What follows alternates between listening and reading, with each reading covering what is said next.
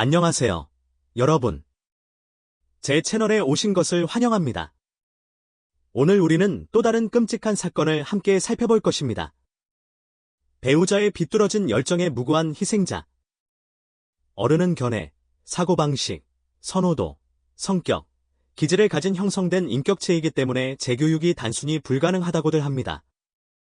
그러나 일부 여성들은 인내심과 교육적 재능이 기적을 일으킬 수 있다고 확신합니다. 경험이 더 많은 여성들은 처음부터 옆에 있는 남자를 고려하고 그의 단점을 연구하고 그와 함께 살 수 있는지 이해하는 것이 중요하다는 것을 깨닫습니다. 왜냐하면 사랑에 빠지고 열정은 지나갈 것이고 나이가 들면서 부정적인 특성은 사소한 단점이 아니라 중독, 병적인 거짓말 경향, 폭력 등과 같은 실제 문제에 관한 것이 아니라면 더욱 악화될 것이기 때문입니다. 그런 사람에게서는 뒤돌아보지 않고 도망치는 것이 낫습니다. 하지만 여성들은 종종 그런 경우에 자신의 안녕을 희생하면서까지 돕고 싶은 강렬한 욕망과 억누를 수 없는 욕구인 구조자 증후군을 나타냅니다. 이 증후군은 비키 로버츠라는 젊은 영국 여성을 망쳤는데 그녀는 거의 3년 동안 자신의 사랑을 위해 싸우며 사디스트적인 경향이 있는 바람피우는 남편을 재교육하려고 했습니다. 불행히도 그 소녀에게는 그녀의 모든 노력이 고통, 굴욕, 잔인함으로만 돌아왔습니다. 비키와 마이클 로버츠.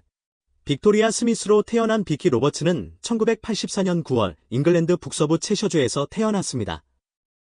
그녀는 다소 보수적이고 독실한 종교 가정의 두 딸 중 막내였습니다. 언니와 함께 기독교 학교에 다녔고 음악을 연습하고 합창단에서 노래를 불렀습니다. 주변 사람들은 그녀를 매우 친절하고 다정하며 도움이 되는 소녀로 묘사했고 항상 다른 사람들을 도울 준비가 되어 있었습니다. 고등학교를 졸업한 후 비키는 대학에 진학했고 동시에 자신의 학비를 벌기 위해 체인점 이케아의 한 매장에서 일자리를 얻었습니다. 그곳에서 그 소녀는 곧 마이클 로버츠라는 젊은 남자를 만났고 처음에는 그와 친구 관계를 시작했습니다. 새로운 지인은 비키보다 한 살밖에 많지 않았습니다. 그는 학업과 병행하여 이케아에서 일자리를 얻었고 스포츠도 즐겼으며 자신을 조심스럽게 살폈고 다른 사람들에게 좋은 인상을 줄 수 있었습니다. 처음에는 사교적이고 카리스마 넘치는 마이클이 겸손한 비키에게 너무 수다스럽고 지나치게 간섭하는 것처럼 보였지만 그는 곧 그녀의 관심과 호의를 얻는 데 성공했습니다. 마이클과 그의 가족에 대해 몇 마디 해야겠습니다. 그는 1983년 6월 채셔주 워링턴에서 태어났고 저명한 화학기술자의 가족 중 두 아들 중 장남이었습니다. 부모님은 자녀들을 엄격함과 높은 기대로 키웠고 항상 학교에서 공부를 잘하고 야심차고 목표 지향적이며 원하는 것을 성취할 수 있는 장남에게 기대를 걸었습니다. 그 남자는 항상 친구가 많았습니다. 그는 어떤 회사의 분위기 메이커도 쉽게 될 수 있었지만 무엇보다도 그는 연애 전선에서의 승리를 자랑스러워했습니다. 마이클은 밝고 매력적인 외모를 가졌고 키가 크고 날씬했으며 유머 감각이 좋았고 모든 면에서 자신을 가장 잘 보여줄 수 있는 능력이 있었습니다. 이 잘생긴 남자는 또한 매우 똑똑했습니다. 독서량이 많아 어떤 주제에 대해서도 쉽게 대화를 이어나갈 수 있었다. 부모님은 어릴 때부터 장남에게 그가 최고이고 가장 아름답고 똑똑하며 반드시 성공할 것이라고 주입했다.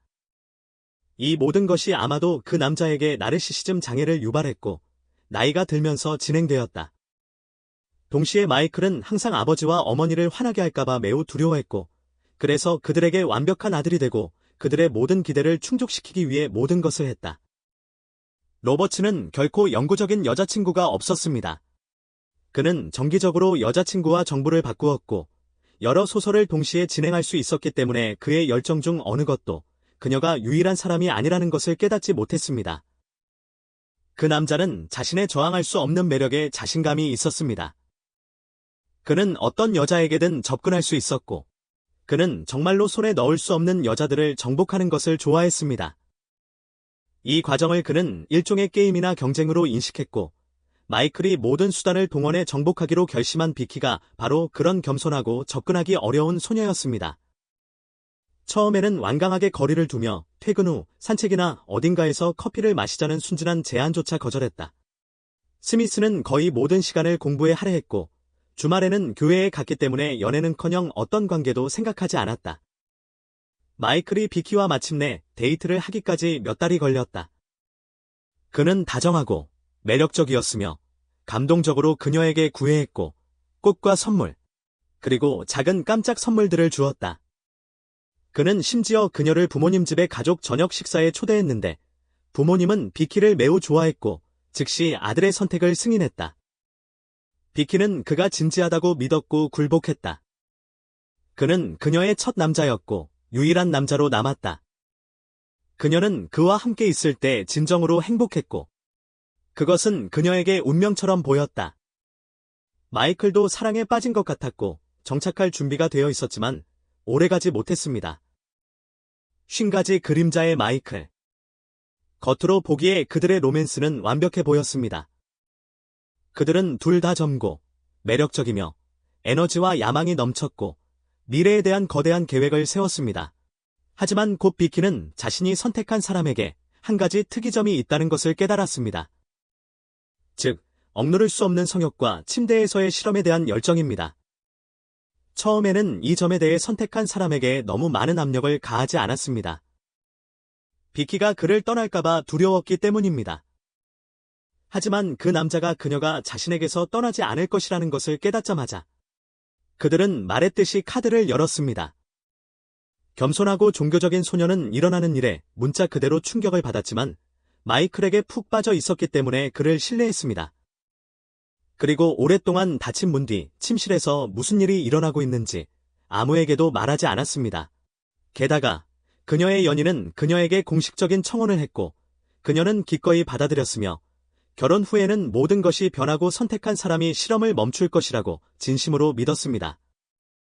곧 비키의 가장 친한 친구 중 한 명이 그녀가 옷 아래에 멍과 작은 타박상을 조심스럽게 가리고 숨기는 것을 알아차리기 시작했습니다. 그녀는 스미스와 솔직한 대화를 나누며 약혼자가 그녀를 때리는지 도움이 필요한지 물었다. 비키는 모든 것을 부인하고 부정하려고 했지만 결국 이 모든 자국들이 친밀한 실험의 결과라고 인정했다. 마이클은 묶는 것, 다양한 장난감과 장치 사용에 특별한 열정을 가지고 있었다. 그녀는 또한 친구에게 비밀리에 그들이 선택한 사람과 함께 있다고 말했다.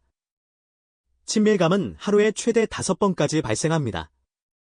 그러면서도 그는 여전히 배고프고 만족하지 못한 상태로 남아 있습니다. 마이클은 자신을 능숙한 연인이라고 생각했고 그에게 친밀감은 일종의 예술이자 자기 표현의 방식이었습니다. 때로는 비키가 완전히 미쳤거나 심지어 위험한 실험에 참여하기를 거부할 때 양보하기도 했습니다. 하지만 대부분의 경우 그는 여전히 그에게 반한 소녀를 설득하는 데 성공했습니다. 계획에 없던 임신. 졸업장을 받은 후 비키는 직장을 바꾸기로 결심했고 곧 물류회사의 회계관리자로 고용되었다. 마이클도 이케아를 그만두고 전화기, 노트북 및 기타 전자제품을 판매하는 대형 소매 체인의 한 매장에서 영업 컨설턴트로 일하게 되었다.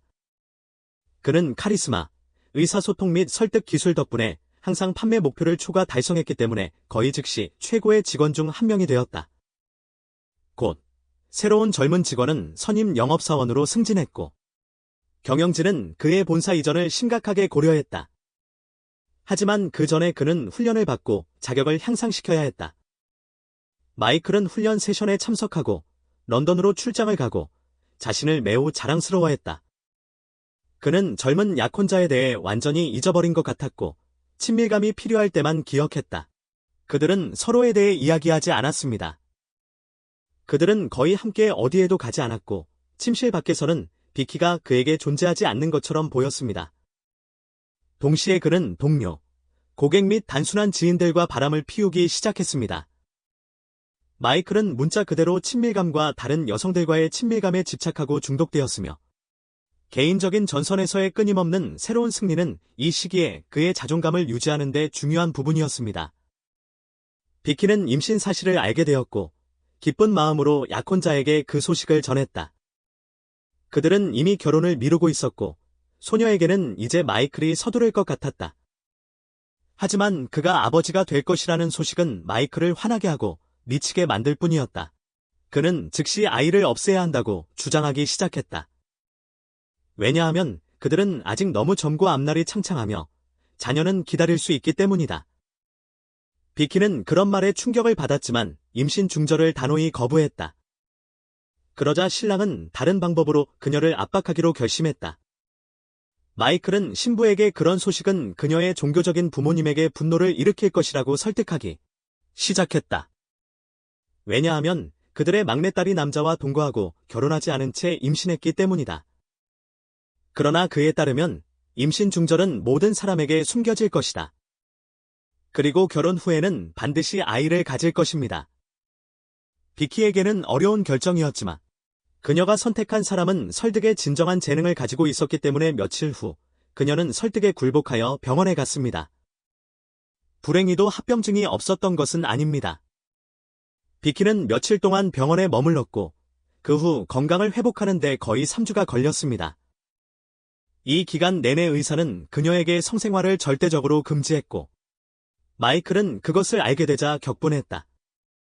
그때 비키는 마침내 그가 정신적인 문제와 성접촉에 대한 진정한 중독을 가지고 있다는 것을 깨달았다.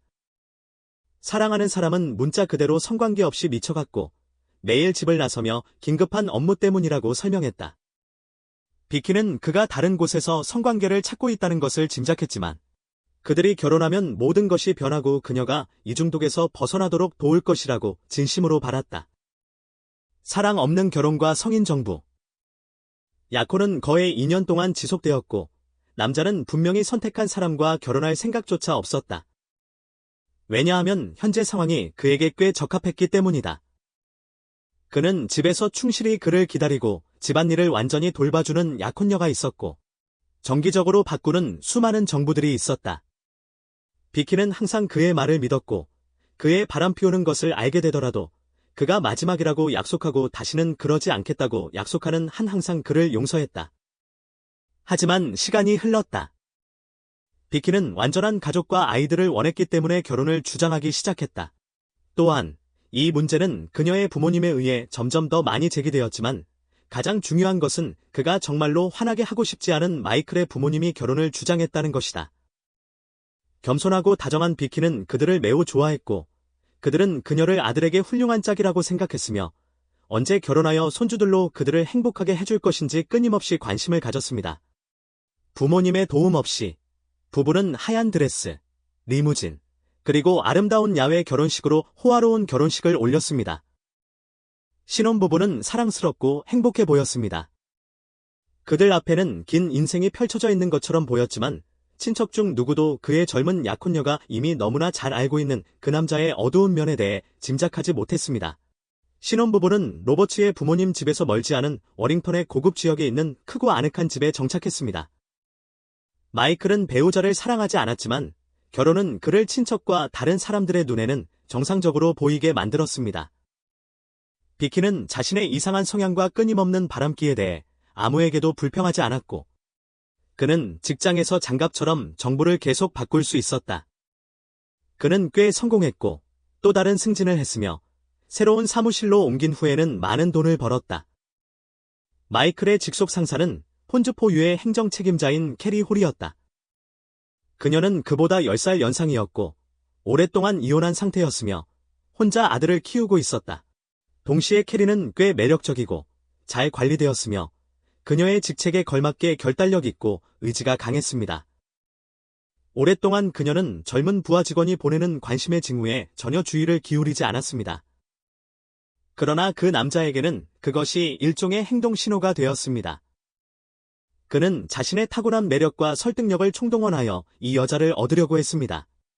그리고 약 한 달 후, 캐리는 보답했다. 연인들은 호텔방에서 정기적으로 만나기 시작했고 그들의 관계는 여자가 나중에 격렬하고 열정적이며 실험으로 가득 찼다고 묘사했다. 캐리는 성숙하고 자신감 있는 여자였다. 그녀는 그런 젊은 남자의 관심에 의심할 여지 없이 기분이 좋았고 새로운 것을 시도하는데 반대하지 않았기 때문에 마이클은 그의 겸손한 아내가 감히 하지 못했던 환상을 그녀와 함께 실현할 수 있었다.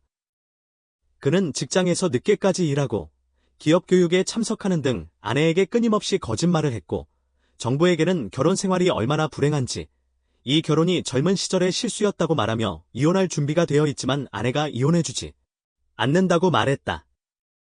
캐리와의 이 관계는 1년 이상 지속되었지만 여자는 마이클에 대해 어떤 환상도 가지고 있지 않았기 때문에 이혼을 주장하지 않았고 호텔에서의 만남, 몸에 남은 자국, 그리고 위험한 게임에 꽤 만족했다. 마이클과의 관계가 시작된 후 캐리는 긴 소매와 높은 목에 묻힌 옷을 선호하기 시작했는데 이는 그녀에게는 이례적인 일이었다. 그 여성은 적극적으로 스포츠에 참여했고 항상 다른 사람들에게 자신의 멋진 몸매를 보여주는 것을 좋아했다. 그런데 갑자기 스타일을 완전히 바꿨다. 한 번은 홀이 친한 친구에게 자신의 연인이 친밀한 관계에서 실험하는 것을 좋아하고 때로는 이러한 실험이 이성을 넘어선다고 인정했다. 증거로 그녀는 가슴에 남은 물린 자국을 보여주었는데 마이클이 열정적인 순간에 남긴 것이었다. 또한 목에는 손으로 쥐어짠 푸른 자국이 있었고 손목에는 남자친구가 그녀를 완전히 자신의 힘 아래 두기 위해 묶는 것을 좋아했던 밧줄 자국이 있었다. 친구는 겁에 질려 캐리에게 경찰에 가라고 제안했지만 그녀는 이 모든 것이 합의된 것이고 대부분의 경우 그가 무엇을 할 것인지 경고하지만 과정 자체가 통제 불능 상태가 될 수 있다고 지적하며 거절했다. 예를 들어 마이클은 파트너를 목 조르는 것을 좋아했고 그것이 과정의 즐거운 감각을 증가시킬 것이라고 설득했다. 하지만 몇 번 그는 너무나 몰두하여 그녀가 의식을 잃었다. 비키는 목 조르는 그런 게임을 매우 두려워했지만 매번 남편의 설득에 굴복했고 언젠가 그가 그것에 질리고 잔인하고 고통스러운 실험을 그만두거나 아니면 그녀가 그것에 익숙해져서 평범한 것으로 인식할 것이라고 믿었다. 불행히도 그의 아내도 그의 정부들도 마이클을 막으려고조차 하지 않았다. 공개된 서신과 러브레터. 비키는 결혼하기 전부터 이미 선택한 사람들의 바람피우는 것에 대해 짐작하고 있었다. 그녀는 아마도 그가 그것에 중독되었다는 것까지 깨달았을 것이지만 무언가가 곧 변할 것이고 그녀의 사랑과 보살핌이 대담하고 사랑스러운 마이클을 모범적인 가장으로 바꿀 수 있다고 진심으로 믿었다. 하지만 결혼 후 상황은 더욱 악화되었고 젊은 남편 자신은 바람피운 것을 부인했으며 매우 설득력 있게 그렇게 했다. 비키는 자신만의 개인적인 조사를 하기로 결심하고 남편이 자는 동안 그의 전화기를 들여다보았다. 그곳에서 그녀는 마이클이 캐리와 다른 여러 소녀들과 주고받은 수많은 서신을 발견했는데 그는 그것들을 지우려고조차 하지 않았다. 그 내용은 꽤 친밀했다. 게다가 몇몇 소녀들과는 노골적인 사진을 주고받았다. 이것은 비키에게 충격이었다. 그녀는 짐을 싸서 잠시 친구 집에 머물기로 결심했다. 그녀는 부모님과 언니에게 무슨 일이 일어나고 있는지 아무것도 말하지 않았고 그들을 화나게 할까봐 두려워했다. 그래서 그녀의 가족은 비키가 행복하게 결혼했다고 확신했다. 게다가 종교적인 친척들은 남편의 불륜을 알게 되면 이혼을 주장했을 것이다. 하지만 결국 비키는 사랑에 빠졌고 남편과 헤어지고 싶지 않았다. 떠나면서 그녀는 마이클에게 감동적인 편지를 썼는데 그 편지에서 그녀는 그에 대한 사랑을 고백하고 그를 자신의 삶에서 가장 중요한 남자라고 불렀다. 동시에 그녀는 그의 바람피우는 것을 알고 있고 그것을 참을 수 없다고 인정했고 그래서 떠나지만 그에게 생각할 시간을 주고 아직 이혼 소송을 제기하지 않을 것이라고 말했다. 그녀는 이 모든 것을 종이에 손으로 쓰고 자석으로 냉장고에 붙여두었다. 마이클은 그 메시지에 감동받거나 아내의 떠남에 슬퍼하지 않았지만 항상 집에서 그를 기다리고 집안일을 완벽하게 해주고 그의 어떤 장난이나 특이한 성향도 참아주는 조용하고 순종적인 여자를 잃고 싶지 않았다. 그날 저녁, 그는 길에서 커다란 꽃다발을 들고 친구 집으로 비키를 따라갔다. 마이클은 무릎을 꿇고 사과하며 그녀에게 돌아와 달라고 애원했고 이제부터 그녀가 그의 유일한 여자가 될 것이라고 약속했다. 비키는 다시 한번 믿었거나 아니면 믿고 싶었고 그들의 집으로 돌아왔다. 새로운 정부. 당연히 마이클은 캐리를 떠나지 않았고 다른 여자들과 계속 만났지만 잠시 동안은 극도로 조심했고 심지어 아내가 정성껏 준비한 저녁 식사를 위해 집에 오려고 노력했다. 그는 전화기를 지우고 서신을 삭제하고 소셜 네트워킹 페이지의 비밀번호까지 바꿨다. 그때 그는 회사의 새로운 젊은 여직원인 카렌 윌슨과 불륜을 시작했다. 캐리와의 관계를 멈추지 않고. 그때 그 소녀는 약혼자가 있었고 결혼 준비를 하고 있었다. 하지만 마이클은 끈질기게 그녀를 추근대며 자신을 비참한 연인으로 만들었다. 그는 새로운 사냥감에 너무나 매력을 느껴 2달 후 질려버린 33세의 캐리 홀과의 관계를 끊기로 결심했다. 그 남자는 카렌에게 자신이 결혼 생활에 불행하고 그녀를 위해 아내를 떠날 준비가 되어 있다는 입증된 전설을 이야기했다. 곧 그녀는 항복했고 그들 사이에는 사무실에서 바로 친밀감이 일어났고 일주일 후 그녀는 약혼을 파기하고 연인이 응답하기를 기다렸다. 그러나 마이클은 이혼할 생각도 없었고 새로운 정부와의 관계를 끊을 생각도 없었기 때문에 그저 이미 이혼 소송을 제기했고 부모님 집으로 이사했다고 그녀에게 거짓말을 했다. 치명적인 협박 비키는 곧 배우자가 계속해서 바람을 피우고 있다는 것을 의심했고 이번에는 확실하게 행동하기로 결심했다. 그녀는 마이클이 샤워하는 동안 그의 전화기를 가져갔지만 그가 이전의 실수를 고려하여 모든 문자 메시지를 삭제했기 때문에 아무것도 찾을 수 없었다. 그리고 소셜 네트워크 페이지에는 이제 다른 비밀번호가 있었다. 그러자 비키는 남편이 잠들 때까지 기다렸다가 항상 가지고 다니던 업무용 노트북을 가져갔는데 알고 보니 소셜 네트워크 계정에서 로그아웃하지 않은 상태였다. 그곳에서 비키는 이미 새로운 여자친구와 주고받은 서신을 발견했는데 남편은 그녀에게 사랑을 고백하고 아내와 이혼하고 있으며 부모님과 함께 살고 있다고 주장했다. 그것은 그녀에게 정말 충격이었다. 그녀는 부부가 주고받은 사랑과 친밀한 메시지들의 스크린샷을 찍어 남편의 불륜 증거를 가질 수 있도록 노트북에 저장했다. 비키는 또한 남편의 지갑을 뒤져 호텔방에 대한 여러 개의 접힌 수표를 발견했다. 아침에 그녀는 이 모든 것을 배우자에게 제시했고 그들의 모든 시간 동안 처음으로 그에게 스캔들을 일으켰다. 마이클은 낙담했다. 그는 다시 사과하려고 했고 다시는 그런 일이 없을 것이라고 약속했다. 하지만 비키는 갑자기 그의 부모님에게 모든 것을 말하겠다고 말했고 그녀가 할 수 없었기 때문에 그들이 그를 좀 설득할 수 있기를 바랐다. 마이클은 그런 위협에 문자 그대로 미쳤다. 그는 부모님이 아무것도 알기를 원하지 않았고 아내를 때렸다. 그러자 비키는 일어나서 즉시 그들에게 가겠다고 말하고 문으로 향했다. 배우자가 그녀를 따라잡아 화장대에서 집어든 무거운 보석 상자로 머리를 2번 때렸고 그녀가 의식을 잃은 후에는 숨을 멈출 때까지 손으로 목을 졸랐다. 남자는 어떤 연민이나 후회도 느끼지 못했다. 그는 시신을 담요에 싸서 여러 개의 큰 쓰레기 봉투에 넣은 다음 끔찍한 꾸러미를 차고로 옮겼습니다. 마이클은 그런 다음 재빨리 집을 청소하고 아내의 소지품 대부분을 포장하여 치우고 즉시 카렌에게 전화하여 초대했습니다. 그들은 저녁을 먹고 몇 시간 전에 로버트가 자신의 아내를 죽인 집에서 즐거운 시간을 보낸 다음 사실 모든 일이 일어난 침실에서 사랑을 나누었습니다. 애인과 도망쳤다. 바로 다음 날 마이클은 아내가 다른 남자와 도망쳤다고 부모님께 알렸다. 이를 위해 그는 직접 그들의 집으로 가서 비키의 전화기에서 직접 보낸 아내의 메시지를 보여주며 어머니의 어깨에 기대어 문자 그대로 흐느꼈다. 메시지에는 그녀가 그를 사랑하지 않게 되었고 다른 남자를 만나 그와 함께 살기로 결심했다고 적혀 있었다. 부모님은 아들을 위로했고 그들의 다정하고 친절하며 종교적인 며느리가 어떻게 그런 일을 할 수 있는지 진심으로 어리둥절했다. 사망자의 전화기와 병행하여 마이클은 그녀의 부모님에게 메시지를 보냈는데 그녀가 다른 사람과 사랑에 빠져 그와 함께 떠났고 지금은 그녀를 괴롭히지 말고 시간을 달라고 요청했다고 적혀 있었다. 당연히 스미스 부부는 즉시 딸에게 전화하여 모든 것을 알아내고 그녀의 설명을 들으려고 했지만 전화는 계속 거절되었고 답장으로는 시간을 달라는 메시지만 왔다.